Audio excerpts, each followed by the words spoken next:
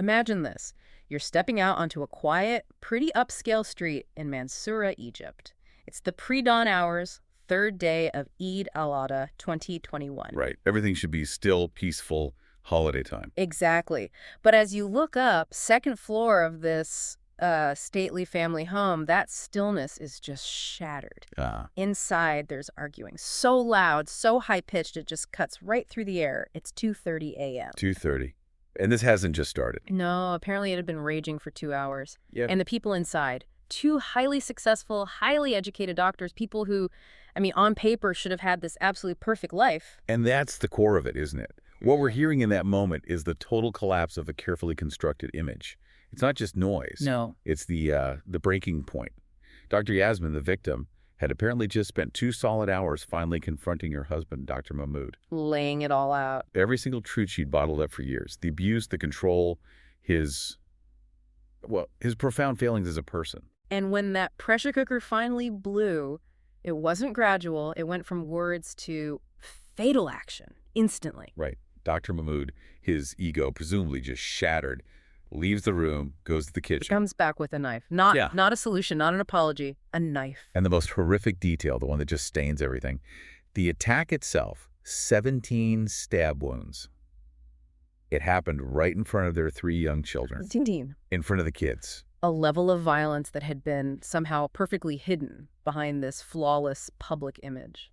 Our deep dive today is really into the anatomy of that deception. How does that happen? Absolutely. We want to trace the sequence, the choices that let a respected dental surgeon and academic become this. We're looking for that chilling truth behind the education, the wealth, and maybe asking you to think about how easily success can mask something truly awful. Let's start with that facade. Dr. Mahmoud Magdy's public image was, honestly, impeccable.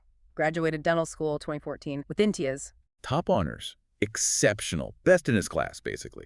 He immediately got a job as a demonstrator, a lecturer at a private university, climbing the ladder. Okay. And his family. Stable, proud, financially comfortable, very keen to show off their brilliant son. But that outward image of strength, it wasn't the whole story. Not even close. Our sources suggest that despite all that professional success, Mahmoud was completely under his family's thumb. He apparently didn't even want to get married. Really? Yeah, but the family insisted. And in that kind of context, for the eldest son especially, you don't refuse. His life was dictated, even while he was being praised as this big success. So the marriage was arranged 2016. Right. Arranged with Dr. Yasmin. She was also studying dentistry, a bit younger. Crucially, the families knew each other. The perfect match, socially, financially. Exactly. She was the only daughter in this highly respected family of doctors. Right. And Yasmin, well, she was genuinely impressed by his academic record, his career. She agreed to the salon marriage. Okay. Seems standard enough for the context. But then, the first issue. Almost immediately. And it was about money. Just before the wedding, Mahmoud tells Yasmin's family, basically, I've spent all my money on the apartment. I can't pay for the wedding ceremony. Wow. Okay. How did they react? Her family stepped in. They paid for the whole thing. They saw it as, temporary hardship, a young professional setting up shop. But it wasn't just temporary trouble. No. It was the first major warning sign, a sign of this deep, almost pathological stinginess. Greed, really. So they get married. Yeah. And they move into an apartment inside Mahmoud's family home. Correct, in Mansoura. And Yasmin apparently realized the reality of that situation incredibly fast. How fast? Within 1 week. She saw the constant family interference and, maybe more worryingly, Mahmoud's complete lack of any independent opinion. He just deferred to them on everything. A successful doctor, but still acting like a child following orders. Pretty much. She tried initially to adapt. She thought maybe over time she could influence him. Maybe they could negotiate a way out of living right there with his family. Pretty reasonable hope, maybe. Perhaps. But the sources suggest living under that roof made any kind of independent action almost impossible for them as a couple. And things didn't get better. They got worse. Much worse. Especially after their first child was born, within that first year. That's when Mahmoud's hidden anger, his violence, the sources use the term which implies sustained cruelty, really came out. So it wasn't just family meddling anymore. No, it escalated into regular physical and emotional abuse, amplified probably by the stress of a new baby. This is grim. Did she try to change the situation? She did. Entering the second year, she made the big request. They needed to move out. get their own place away from his family. A clear boundary. And his response. He didn't give her one, not directly. He immediately went to his family. Oh, boy. And they, predictably, rejected the idea fiercely. They accused Yasmin of trying to control him, completely ignoring the abuse she was actually facing. So she's trapped, and this is where the secrecy really starts to build. Yes. She started telling her own mother about some of the fights, some of the physical violence, but there was one thing she kept hidden, something she found too humiliating. Which was? Mahmoud's extreme stinginess, his bulk. Not just general thriftiness, but real deep-seated greed towards her and their children. That's interesting. Why was that the secret she guarded most? More than the violence? It's cultural, partly. In that social circle, admitting to physical abuse, while awful, might be kept as a house secret. But admitting your wealthy, educated doctor husband refuses to provide basic necessities when he clearly can. That carries a huge social shame. It can feel like a personal failing. Like she had failed somehow by being with him. Exactly. And the worst example of this financial cruelty came with their second child. What happened? The baby was born with a health issue, needed significant time in an incubator, a Hadena. It was expensive. But they were both doctors, earning good money. Yes. But Mahmoud refused to pay the medical bills. Again, he claimed financial strain. Unbelievable. So what did Yasmin do? Her family paid. They covered the costs until, quite literally, their money ran out. And then? Then Mahmoud did something truly staggering. He pulled the child out of the incubator prematurely, before the treatment was complete. No. Yes. And as a direct result, the child suffered a permanent disability. He chose money over his own child's lifelong health. It speaks volumes about his priorities. His moral compass was just gone. And the physical abuse continued alongside this. Oh, yes. There's one specific incident mentioned where he hit her so hard it caused a deep cut on her lip. Okay. And here's the really chilling part. He stitched it up himself. Wait, he stitched it as a doctor? As a dental surgeon, yes. He inflicted the injury, then used his medical skill to hide the evidence, turning his profession into a tool of control. That's deeply disturbing. Did she try to leave then? She asked for a divorce after that incident. Yeah. But then their third child arrived, Yeah. and she chose to stay, terrified probably of what leaving would mean for the children. Feeling completely trapped, unable to confide fully in anyone. Right, so she found another outlet. Her only one, it seems. She started writing everything down. Ah, the journal. Yes, a private journal, an agenda, documenting her daily life, the fights, his stinginess, his family's interference. It was her quiet rebellion, her only space for honesty. Just writing it down to get it out. Exactly, a release valve. But that private journal, tragically, became the catalyst for her murder. How did that happen? It was the third day of Eid al-Adha, 2021. Yasmin had been writing in it.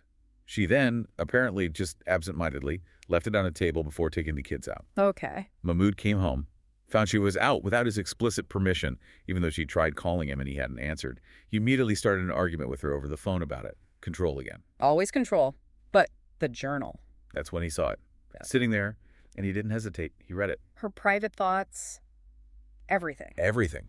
He discovered the complete, unvarnished record of his violence, his family's meddling, and crucially, his vocal, the thing he was perhaps most sensitive about. So when she got back, He confronted her immediately, holding the journal, demanding they debate her private thoughts. debate her journal. That's bizarre. It speaks to his mindset, doesn't it? He needed to rationalize, to argue against her documented reality.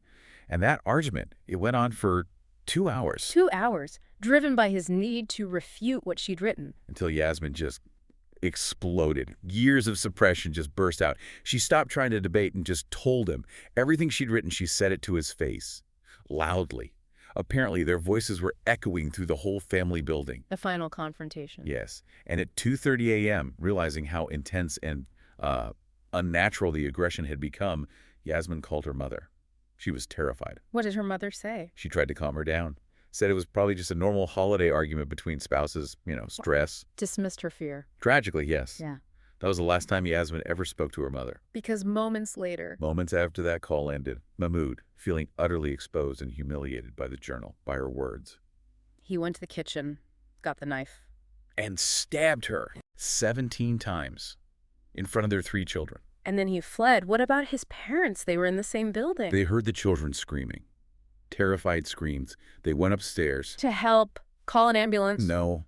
According to the sources, the first thing they did was start cleaning the blood off the apartment floor, They cleaned the crime scene instead of getting help.